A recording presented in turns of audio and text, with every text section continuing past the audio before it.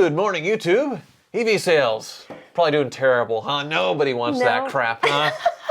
Nobody. I will say I like the Cybertruck because you don't have to go to the gas station. You just charge it like you charge your cell phone. It's convenient and nice. And like living in Kansas is a little different, like going to the gas station in Chicago. It's convenient when your fiance doesn't run over the charge cord and the dongle going to the garden store in the Ford Raptor. Well, the thing, yes. Who says dongle? It's not a filler nozzle. Is it? You would call it a dongle? I don't know. Is a dongle a good word for that? Because it's a tech term, right? JK? I'd go with plug. The plug-in for it. There we go. Have you ever heard the term dongle? Oh gosh, yes. Okay. It just sounds like a little kinky. I like my dongle. I do but my dongle got ran over by my fiance. Stop. So I had the Raptor and the Tesla parked right next to each other. And then since it was raining a little bit, I had the charge cord sort of propped up on the tailgate. There would be a wire coming across on the Raptor for anybody to see, anybody who walked by that could observe.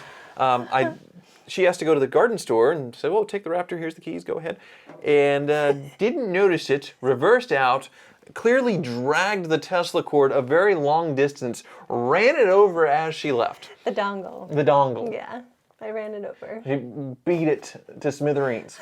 It still works. Still works. It's working great. It doesn't look very good. I mean, nothing's broken, but yeah, had a little bit of fun there. But EV sales, it is very convenient to just charge at home. It's great. Like in Chicago, going to the gas station is a thing. Like you have to lock your doors if you go in to like buy anything, or you have to pay at the cashier because the pump's being weird or something. And it's just like you always have to worry about people grabbing on your passenger handle or the back door handle to sneak in and just kind of grab whatever's laying in your car. And like it's a thing, you have to be aware of your surroundings. Yes. And you don't have to do that with EVs. It's well, great. And I asked April the other day, because she talks about it all the time. I said, well, do you want to switch to the G-Wagon for, say, like a Lyriq? Because they're not worth that much more. Right. And she said, yes. Well, the Lyriq's been in our head ever since the review about a month ago. It was a really great such car. a nice old school luxury feel.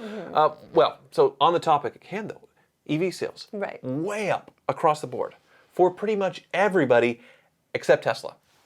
Except Tesla. What's the deal? So you could say that there's a lot more competition, and also a lot of automakers have lowered prices, but there's also the wild card in there, which is Elon. We'll get to that in a little bit, but first the sales figures. So we were talking about Cadillac had all these new electric offerings coming up. So their sales are up 499% on electric cars. What? Gone from 968 on Q1 2023 to now 5,800 cars sold. This EVs. is this hybrid and electric or just all hybrid? electric only. Wow, congratulations, So, Cadillac. 500%, I mean, they're basically starting from nothing, so off to a start, I suppose. I don't know if that's their projections or not, but Chevy, though, in the GM brand, down 55%. 19,000 last year, only 8,700 this year. That's a big cut. They discontinued some cars, the Bolt, I think, and some others. But overall, everybody is way up. So Audi up 28%. They were doing some great deals on Audi e-trons.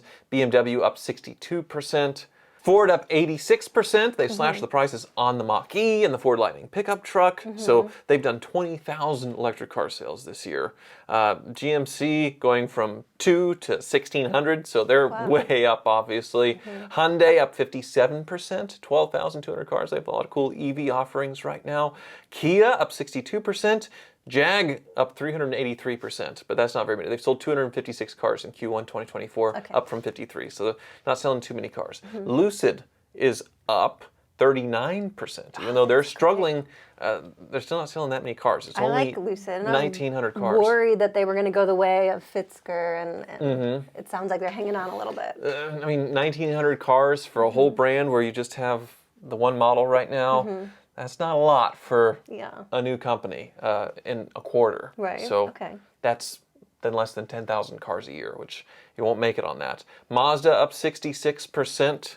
Mini up 10%. Nissan up 1%. So this gets sort of lower here. So like Polestar, the Volvo electric brand, down 5%. Porsche up 26%. Their Taycans, they have all those. Rivian, you hear about their struggles, but they have their new SUV-based R1, TR1S, whatever they are, 58%. But Subaru is one of the failures, down 15%. So Toyota's up 11%. VinFast, the Vietnamese car brand, they're up 742%, but still a year into production, they've only sold 900 cars. Okay, that's not a lot. Not a lot for trying to get footing in the U.S. Right. Yeah. So Volvo not doing very well, down 63%, about half. Only 1,000 cars sold in the first quarter. VW down 36%. Not sure on that. I really want their new electric bus. I put in a little thing saying I want information on it, the new EV bus. Did you? Okay. But Tesla, like I said, is the problem. Right. Well, what surprises me in this list is Subaru, because their branding is so, forward-thinking. They're very environmentally conscious.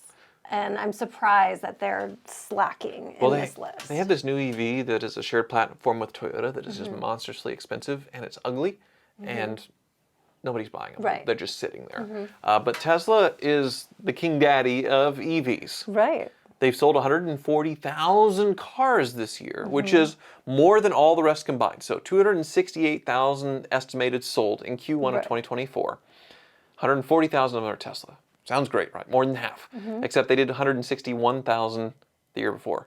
So they are actually down 13% in vehicle sales. So I'm just thinking it's the competition. They're stepping up everyone else around them. That's certainly a part of it. There's a lot of companies that have become more competitive. And Tesla has a lot of long-in-the-tooth models as far as the Model X being 10 years old, the Model S being 12, 14 years old.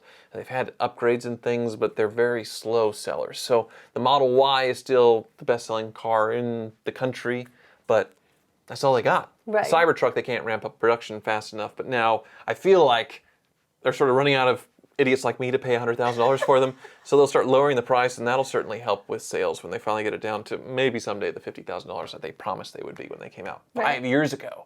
But there's the wild card, Mr. Elon Musk. Right. And Tesla enthusiasts initially were sort of like Prius enthusiasts. They're trying to save the world by buying an environmentally friendly car. You can argue all you want about the batteries and their eco-friendliness and all that stuff. There's both sides. I know there's both sides of the argument, but people were feeling good about their Tesla purchases. And for the most part, people who are on that track sort of lean to the left politically. So Democrats, more environmentally conscious. I don't know. It's sort of a generalization, but usually. But Elon has sort of shown his right leanings quite a bit, but he hasn't outright said, Trump, Trump, Trump, or said anything particularly in support of Trump. But this is the very first time I feel like that he has, in response to this recent trial and guilty verdict, where he's basically saying, I am against this verdict. Here, I'll just read what he says.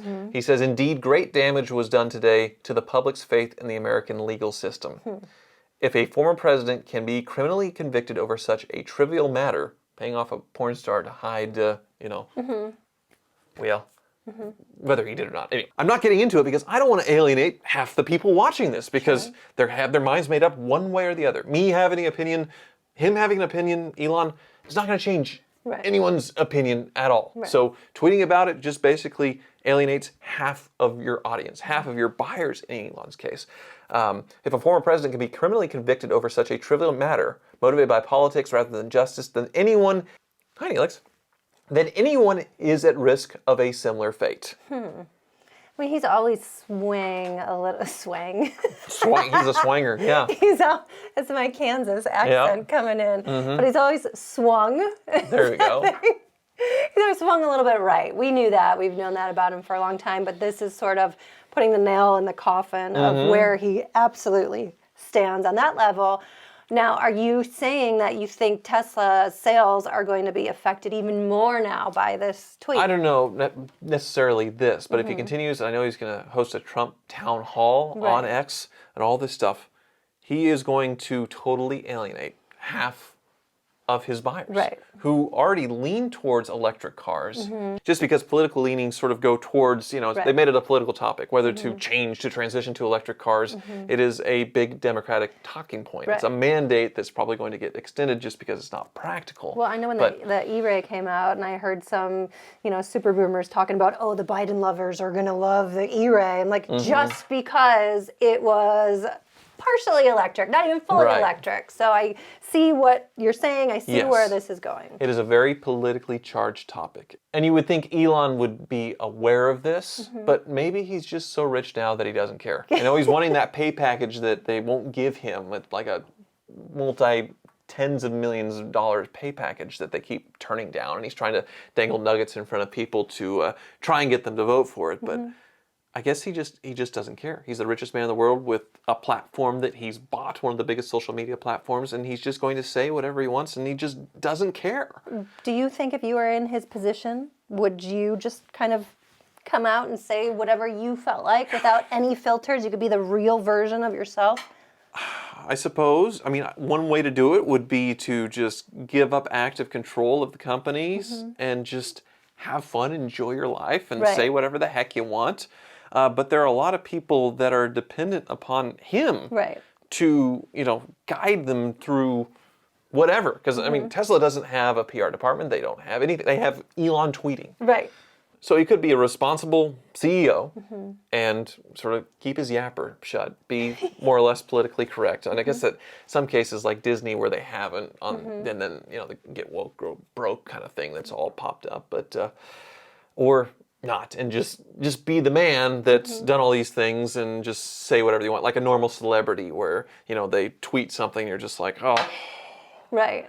Man, I love your acting, but oh no. Right. Which on both sides of the aisle, it's been an issue with I think the Chiefs kicker recently having a pretty politically charged sort of graduation speech that turned off a lot of people. And then, same with a lot of actors that are very, very liberal when they say something and it's just like, anyway, we're both somewhere in the middle, but we can see both sides of the cringiness of it. But Well, I think if Elon even wasn't technically associated with Tesla, his name is always going to coincide with Tesla. So if he parts ways with it, sells the company off, even in 10 years from now, if he says something, you still associate him with Tesla forever. He's always going to be tied to it. So I don't know if he can ever fully free himself from that. Right. But 13% drop in sales is a big deal. Right. But they're still selling a lot of cars. That is a lot of cars, but that is a massive drop. For any other company, they'd be looking at replacing a CEO. They'd be looking at a lot of things. If across the board they were down 13% of sales in a major automaker that's valued more than some of the big three. Right, so that's true. Interesting to see what happens. We'll see a year from now if it is indeed competition and the sales continue to grow and Tesla continues to shrink, or if it'll be a massive, big implosion of something. Yeah, or if Elon wants to run for president himself. Who knows what's going to happen? Wouldn't that be something? Thank you so much for watching. His compensation package is $40 billion. $40 billion? Would it be... What? Seriously? But are you serious, though? Yeah, it's... Jesus. Oh, my gosh. Way to go, Elon. All right. I'll cut a company's profits for that. Yeah, exactly. Yeah.